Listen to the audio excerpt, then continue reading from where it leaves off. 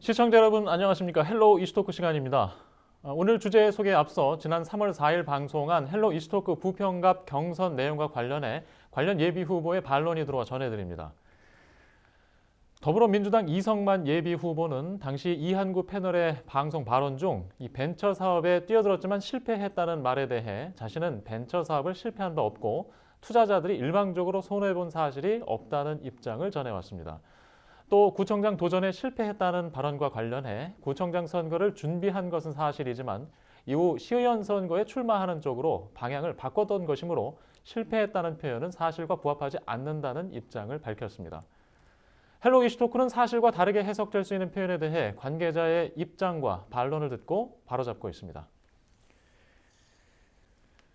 지역의 이슈를 속 시원히 풀어보는 헬로우 이슈토크, 오늘 준비한 소식 전해드리겠습니다. 4명의 예비 후보가 맞붙은 더불어민주당 김포을 경선 결과 박상혁 예비 후보가 본선 티켓을 거머쥐었습니다. 이로써 일찌감치 단수 공천을 확정지은 미래통합당의 홍철호 의원과 총선에서 맞붙게 되는데요. 자세한 내용을 좀 짚어봅니다. 오늘 함께할 두 분, 정진욱 뉴스원 기자와 조승현 전 도의원 자리하셨습니다. 안녕하십니까? 안녕하십니까? 반갑습니다. 자, 김포울 경선 결과 전 청와대 행정관 출신인 박상혁 예비 후보가 김포울 더불어민주당 후보가 이제 확정이 됐는데 경선 결과부터 좀 짚어볼까요? 네, 박상혁 후보가 어쨌든 살아났습니다. 살아났고요. 네. 그리고 김준현 전 더불어민주당 김포울 지역위원장과 그리고 박상혁 전 문재인 정부 청와대 행정관, 그리고 박진영 전 문재인 대통령 직속 국가균형발전위원회 대변인, 그리고 이해수 전 문재인 대통령 직속 일자리위원회 전문위원이 4명이 경선을 했는데요.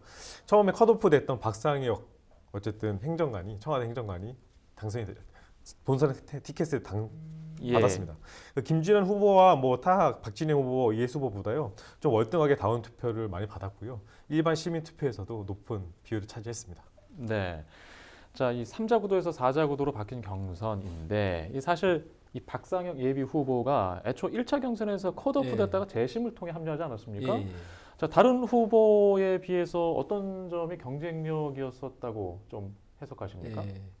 그 박상혁 후보와 경쟁했던 네. 이해수 후보, 또 김준현 후보, 또 박진영 후보도 나름 당의 정체성과 그 분야의 다양한 분야에서의 전문성이 갖고 있는 좋은 후보였습니다. 네. 다만 이제 그 세 후보에 비해서 박상혁 후보가 가지고 있는 강점은 미래 혁신에 대한 시민들의 갈망이 있었다. 그리고 두 번째는 당원들 입장에서는 막강한 홍철호 후보를 과연 이길 수 있는 어떤 후보가 더 경쟁력이 있느냐, 이 부분을 본 것 같고요. 또 하나 짚어보면 김포 미래에 대한 진지한 고민, 그 정책과 앞으로의 김포 미래 먹거리에 대한 청년 일자리를 포함해서 이런 것들에 대한 정책에 대한 준비가 철저한 후보였지 않느냐라는 것들이 아마 그 경선 과정에서도 많은 시민들의 좀 평가가 있었습니다. 네. 지금 1차 경선에서 탈락했던 노승명 예비 후보가 이회수 예비 후보 지지 선언을 하는 과정도 있었는데 이게 경선 결과에 영향을 미쳤다고 보시나요? 네, 노승명 예비 후보가 어떻게 컷오프 되고 나서 바로 이제 이해수 후보를 지지하는 선언을 했죠. 직접 찾아가기도 했고요. 근데 결과가 말을 해주시고 있지 않습니까? 어쨌든 박상혁 후보가 이해수 후보를 조금 당원 투표로 봐서도 조금 상당히 약 1.5배 정도 높게 박상혁 후보 많이 받았고 일반 투표 같은 경우도 한 그 정도 수치가 되겠습니다. 근데 이런 걸 봤을지 이게 ARS 방식이었던 좀 볼 때 모바일 투표에 좀 젊은 유권층이 강한데 어쨌든 이 결과에서 보다시피 이해수 후보 쪽한테 지지 선언을 했어도 그 효과가 크게 미치지 못했다라고 볼 수 있고요. 박상혁 후보도 젊은 층이 들어가기 때문에 그런 부분에서 약간 감해가 되지 않았나 그렇게 판단하고 있습니다. 네. 자, 이제 경선 결과를 보고 일단 지역민들의 민심을 좀 살필 수도 있었다고 또 해석할 수 있는데 자, 이번 결과로 우리 지역 민심을 어떻게 읽어야 할까요? 저는 이제 누차 얘기했던 게 뭐냐면 김포가 굉장히 혁신으로 빠르게 변화하고 있거든요. 네. 그러나 그 김포를 리드하는 분들은 아직도 과거의 그 시각에서 머무는 경우가 있어요. 그래서 시민들은 변화와 혁신에 대한 기대가 굉장히 높아지고 있습니다.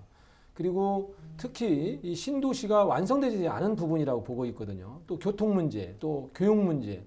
그런데 교통 문제는 이제 서울시하고 직접적으로 풀어야만 되는 상황이고 교육 문제도 이제 그 광역 도교육청뿐만 아니라 교육법을 풀어야 되는데 네. 이런 광역과 중앙정부와의 그런 일을 할 때 어떤 후보가 더 가장 일을 잘 해낼 수 있겠느냐라는 것들에 대한 시민들에 대한 바람이 있었습니다. 특히 구례동, 운양동을 중심으로 한 30, 40대 이 젊은 우리 시민들께서는 교통 문제에 대해서 특히 크나큰 관심을 갖고 있었습니다. 네. 왜냐하면 우리가 지하철 경전철이 두량에 불과하지 않습니까? 그래서 이거보다는 5호선과 GTX에 대한 그런 유치가 갈망이 크기 때문에 이것들을 해낼 후보가 누구냐, 그거에 대한 경쟁력인 후보를 그래도 차선책으로 박상혁을 선택하지 않았느냐 이렇게 보여집니다.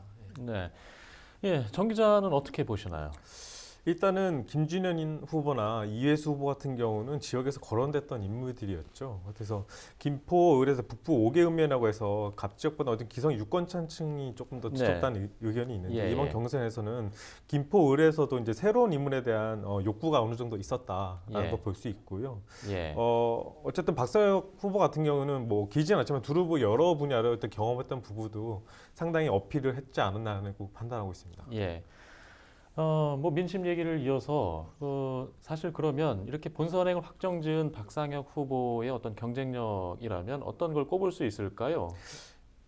예, 정 기자 먼저 말씀하시죠. 일단은 일단 항상 보니까 박상혁 후보가 또 마케팅도 잘한 것 같아요. 보니까 홍철호 의원실 옆에다가 바로 사무실이었고 홍철호 의원을 쳐다보면 바로 박상혁 후보가 보였거든요. 네. 그런 마케팅 효과도 어느 정도 본 것 같고요. 그리고 또 하나는 중앙에서 어쨌든 활동했던 그 이력 그리고 그 영향력이라는 것들이 지금 아까 조 의원께서 말씀하셨던 대로 김포에서 많은 변화를 요구하는 시점에서 그런 젊은 층에 대한 그런 니즈가 있지 않습니까?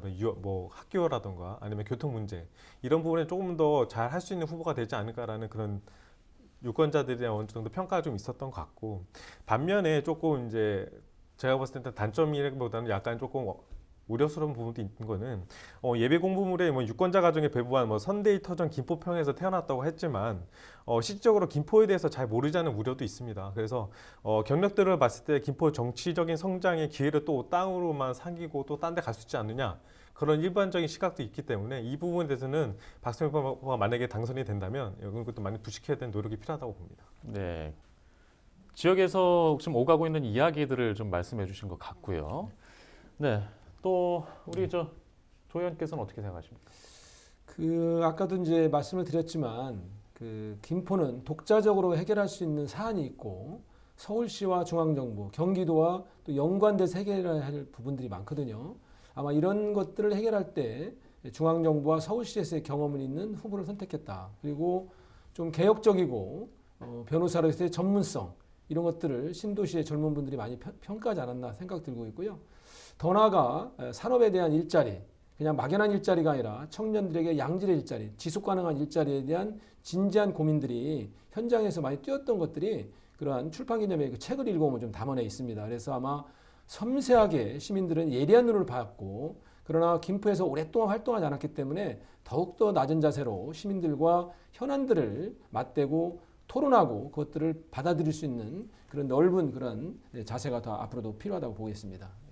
네, 이렇게 박상혁 예비 후보가 미래통합당의 홍철호 의원과 맞붙게 됐는데 이제 김포 을 지역이 이제 신도시로서 변화도 굉장히 빠르고 그동안 성격이 과거에 보다는 다르게 바뀌었는데 근본 선거에서 어떻게 영향을 미칠까요? 도시가 이제 변화하는 데서는 두 가지 요소가 있다고 합니다. 젊은 세대가 많이 유입되고 두 번째로는 외부에서 많은 분들이 오셨을 때 도시가 이제 역동적으로 바뀐다고 그래요. 그러한 중심에 놓여 있다고 보고 있고요. 이게 이 세대들 때문에 미래통합당이 유리하냐 불리하냐, 더불어민주당이 유리하냐 불리하냐 이런 저는 관점에 동의하지 않고요. 어떤 후보가 우리 김포의 먹거리 또 미래 청사진을 구체적으로 갖고 있느냐 이거에 대한 선택을 할 것이고요. 특히 20대 같은 경우 저희 아이들도 지금 대학생이 2명 있는데 이 아이들은 저희가 80년대 다녔던 20대하고는 완전히 다르더라고요. 왜냐하면 이 친구들은 늘 기회와 공정 이거에 대한 얼마나 정확한 판단을 갖고 있느냐 이 후보가 이걸 갖고 앞으로 이 두 후보를 경쟁할 과정에서 판단하기 때문에 이 신도시가 많이 유입됐다고 해서 이게 결코 어느 당에 불리하고 유리하다 저는 그렇게 보지는 않습니다. 뭐 같은 질문을 좀 정 기자께도 한번 드려보겠습니다. 어떤 영향을 미칠까요? 안 그래도 지금 여당 쪽인 민주당 쪽에서 어느 정도 유리한 고지에 있을 수도 있다고 볼 수 있지만 또 속단하면 안 된다는 입장도 있습니다. 왜냐하면 신도시 지역에 젊은층이 늘어났지만 홍철호 의원도 당에서 어쨌든 6년 동안 현역 국회의원에서 활동한 점이 있거든요. 이 부분에 대해서 어느 정도 시민들이 인정한 부분도 있고요. 또 홍철호 의원이 제가 뭐 김포의 지역에 온 지는 얼마 안 됐지만 뭐 보도자료나 이런 것들의 움직임은 약간 상당히 발빠르게 움직이는 것도 좀 느꼈었거든요. 어쨌든 시민들이 원하는 그런 부분에 대해서 조금 빨리 움직이는 부분이 많이 캐치됐기 때문에 이런 부분도 시민들도 느꼈을 것이다 라는 느낌이 들었고요.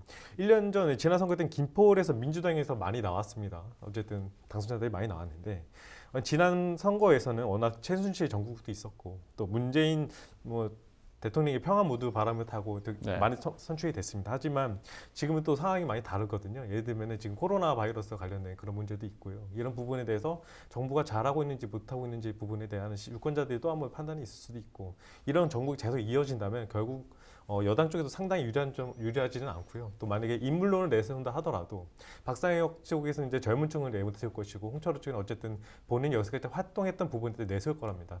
이런 네. 부분에 대해서 유권자들이 어떤 선택을 할지는 장담하지 못하겠습니다. 예.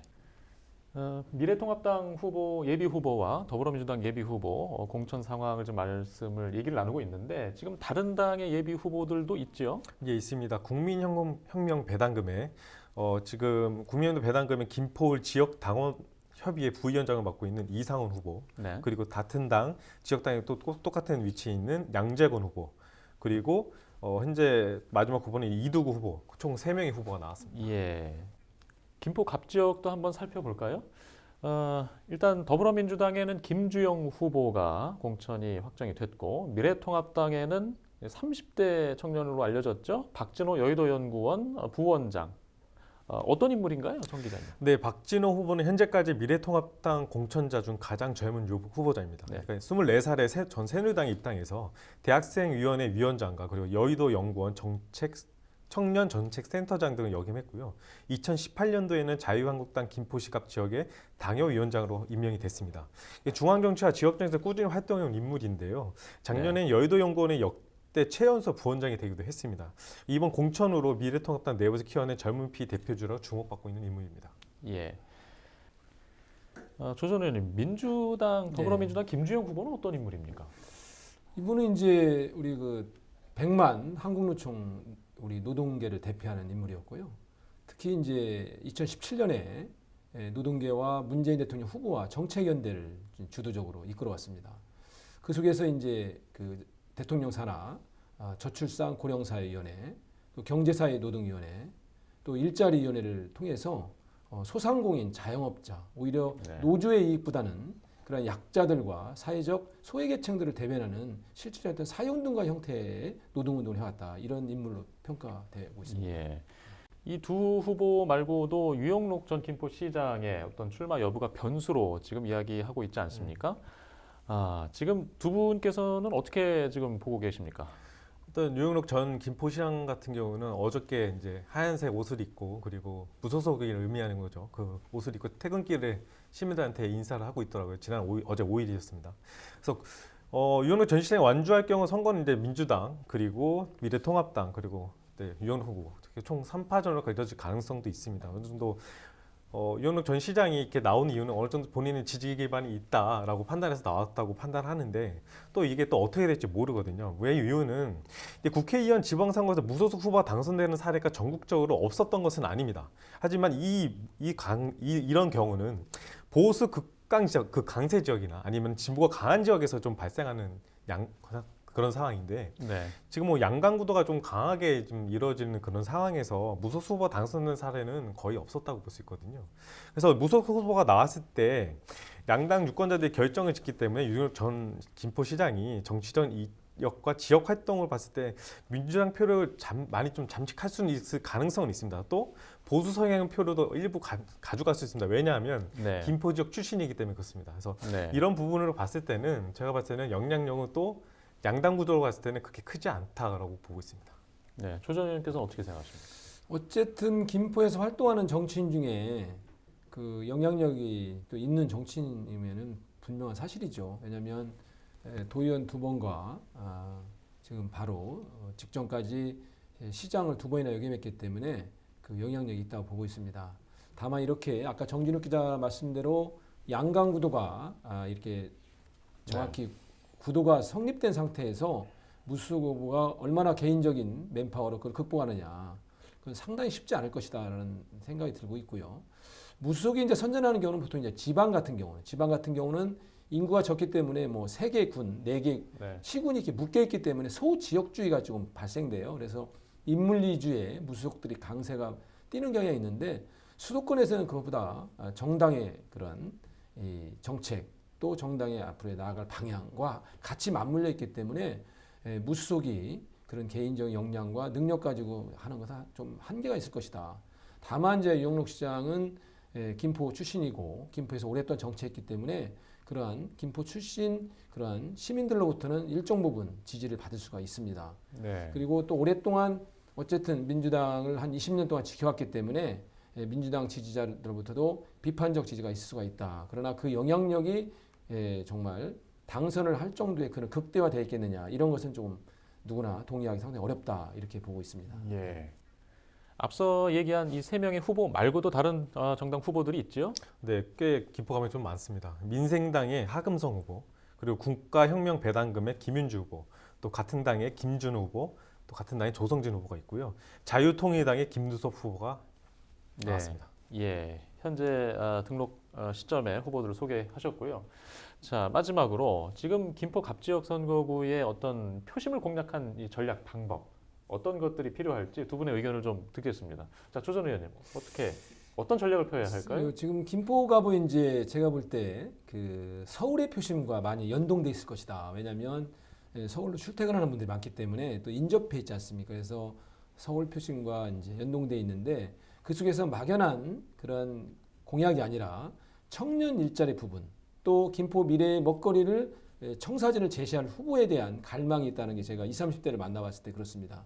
그래서 이런 지역적 현안과 더 나아가 이제 중앙적 의제와도 많이 흔들릴 것이다. 그래서 과연 이 문재인 정부의 개혁이 지속적으로 안정적으로 갈 수 있도록 여당에 힘을 몰아줄 거냐, 또 그에 따르는 견제를 통해서 미래통합당에게 표를 몰아줄 거냐, 이것이 같이 맞물려 있는데, 그 속에서의 후보는 막연한 공약보다도 구체적이고 실현 가능한 그러한 공약을 통해서, 그러니까 제가 김포갑 지역민들을 많이 만나보면 마곡 같은 그런 일자리들을 김포에 좀 만들었으면 좋겠다. 근데 이거는 준비하지 않는 후보에게는 청사진을 제시할 수 없기 때문에 이것들에 대한 구체적인 플랜이 있는 후보에게 아마 정당 투표 못지않은 그런 표심이 흔들릴 거라고 저는 보여집니다. 예, 정 기자도 말씀하시죠. 어쨌든 여당의 입장에서는 문재인 정부의 성과를 계속 이어지려는 이런 전략을 세울 것 같고요. 특히 대규모 구책 사업을 많이 앞세울 것 같습니다. 근데 김주영 후보나 뭐 박상현 후보도 마찬가지로 GTX D 노선이라던가 서울 인천 지하철 연장, 그리고 종합병원 유치, 그리고 특히 김주영 후보 같은 경우는 한국노총이 많은 조합원을 보유한 후보인데도 불구하고 비례대표로 가길 마련인데 지역구 후보를 넣었다는 거죠. 이유는 어쨌든 이 김주영 후보가 당에서 뭔가 일정 역할을 해줄 거라는 당에서의 어느 정도 생각 갖고 있는 것 같고요. 또 김주영 후보 같은 경우는 공동 선대위원장을 맡고 있습니다. 더불어민주당. 그래서 박상현 후보보다는 김주영 위원장이 훨씬 더 자신 있게 공약을 냈을 거로 좀 보여지고 있고요. 반면에 야당에서는 홍철 후보는 이제 만약에 당선이 된다면 삼선 후보가 됩니다. 삼선 의원이 됩니다. 삼선 의원이 된다면 제일 야당에서 어떤 중진으로서 할 역할이 있다는 거거든요. 뭐 실례로 삼선이 되면은 예산도 달라진다는 얘기도 있던데, 근데 이런 부분에 대해서 국토교통위 활동했던 경험과 정보를 토대로 해서 여러 사업들을 공약을 냈을 거로 보이고요. 또 박진영, 또 박상현 후보 같은 경우는 젊은 후보지 않습니까? 또 박진호 후보 같은 경우는 일반 내서 나온 후보들보다는 평균 연령이 한 3살 정도 낮습니다. 또 이런 이 박진호, 박상현 후보 같은 경우는 젊은 정치, 그리고 유권자들에 대한 이 젊은 유권자들의 표를 공략할 거로 보이고 있고요. 특히 교육 문제, 교통 문제 이런 부분에 대해서 깊게 파고 들어가서 유권자의 표심을 많이 가져올 거로 보고 있습니다. 네, 알겠습니다. 짧은 시간에 을지역뿐 아니라 갑지역 뭐 다 얘기하셔가지고 예, 좀 따라 이해하는데 조금 알겠습니다. 자, 유권자들에게 유익한 정보가 되기를 바라면서 오늘 이슈토크 순서는 여기서 마치겠습니다. 시청해주신 여러분 고맙습니다.